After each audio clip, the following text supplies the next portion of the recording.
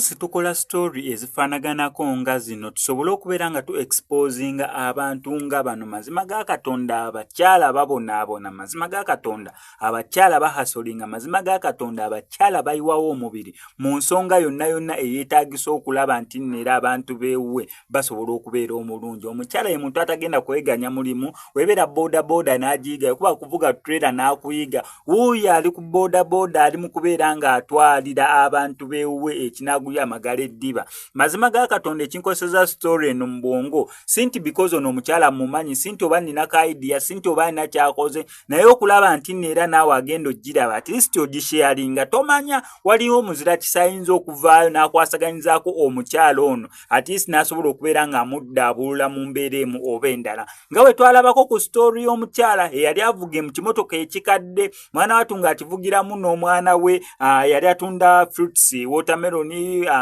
nanas n'ebisigadde MTN nevaayo nemuwe emmotoka empya neera kati emirimu gikwajja oba emirimu agikolera ddala bulungi. Neno omukyala ino boda ebeera nga ye business ye neera wotunula bulungi nnyo mu bifaananyi ebyo oyinza okulaba mbulira boda ye yenjawulo oba obupiki bwadda bayinza n'okakutuma e Kampala ne kakubula naye ye Bambi kaalina. Ennaku zino abaana balina zibajaaji balina n'ez'amande zibakyaginga battery bateekamu battery ne bajjamu endala ne bateekamu endala. Mwana watu yakyalina kanene akedda naye mukusinziramu ne Bambi alaze omutima gwa hustle. Ate ennaku zino eno bannayuganda mwafunye omutima omulungi mwana watu musiima abantu olaba mwasiima traffic officer yakolera emirimu gye mu nkuba mwebale nnyo. Olaba mwasiima traffic officer gwe baakuba oluyina ataddiza mwebale nnyo. Olaba mwasiima oli omukyala engeri yali akolamu emirimu ab'MTN mumu ne muwe emmotoka empya kapyata mwebale nnyo. Lwaki nedda okusiima omukyala ono ne hustle zali mu kubeera nga ayita mutomanya